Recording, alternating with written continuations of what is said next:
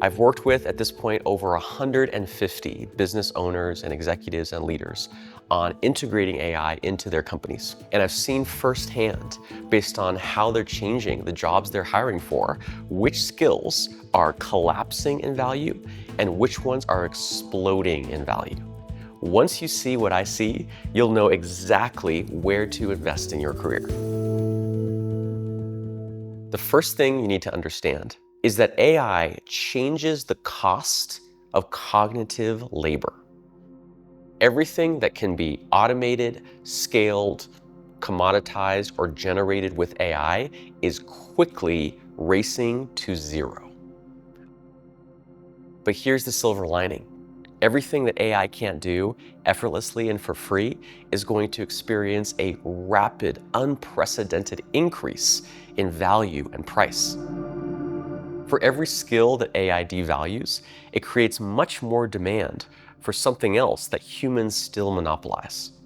So in the space of just a few years, we're witnessing the tide of history reversing from cognitive labor as the most scarce and expensive raw material in the world to suddenly becoming the most abundant and cheap resource. Imagine if iron ore or electricity or wheat suddenly became thousands of times cheaper. You can imagine it would reshape all the downstream industries and supply chains and products that use those things as inputs. Except cognitive labor is different. It's not a typical raw material. It's the universal input. It's used in literally everything you buy, everything you sell, everything you consume, everything you touch. For many generations, the more specialized your cognitive labor, the more valuable that was, and therefore, the better income you could make.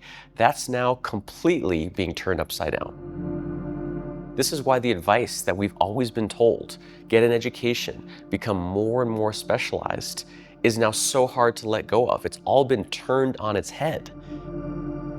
And this change raises numerous questions.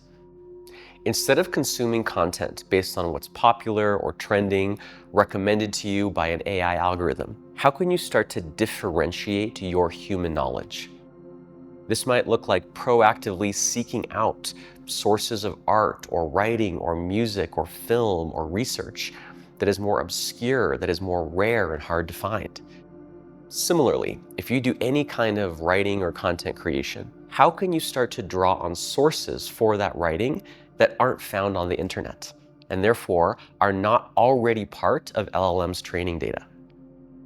Instead of spending your time working on answers and coming up with solutions, how can you start to shift your time and start spending more of your attention on framing questions or framing the problem in the first place?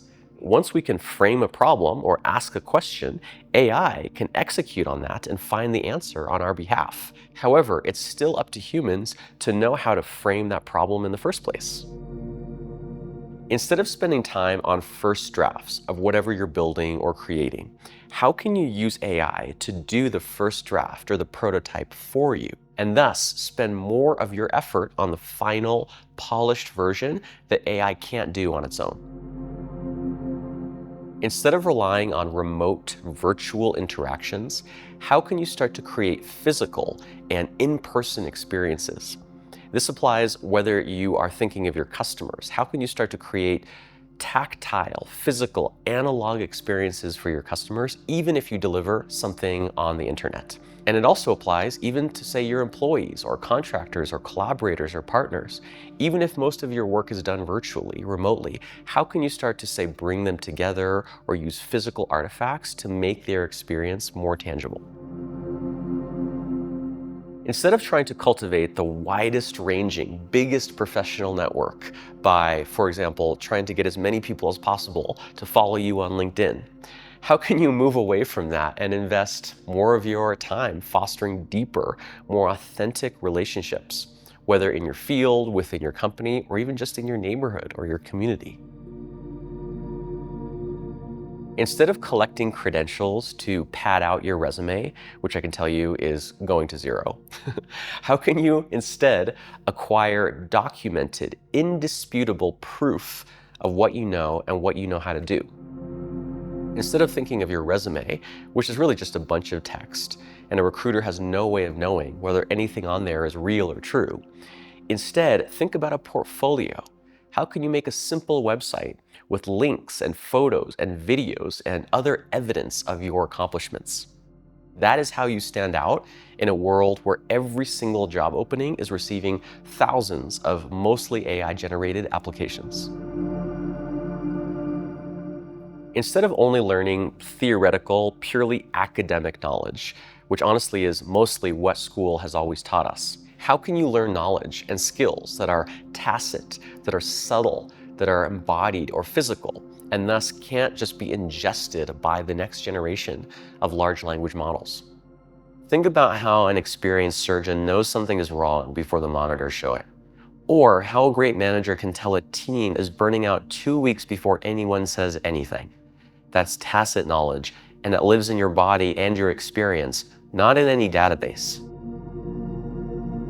Instead of just cultivating your personal productivity, your ability to execute faster and more efficiently, how can you instead build soft skills? Skills like emotional intelligence, communication skills, self-awareness, how to look within and find the deepest sources of meaning and purpose inside to guide the projects and goals that you take on in the first place. I can't give you the answers to these questions. There are no ready-made answers. It depends so much on your background, your profile, your industry, your interests and goals. But here's what I can promise you. If you take some time to reflect on these questions, do some journaling, talk to the important people in your life about them, the answers that you come to will lead you to very surprising, but also very helpful and empowering places.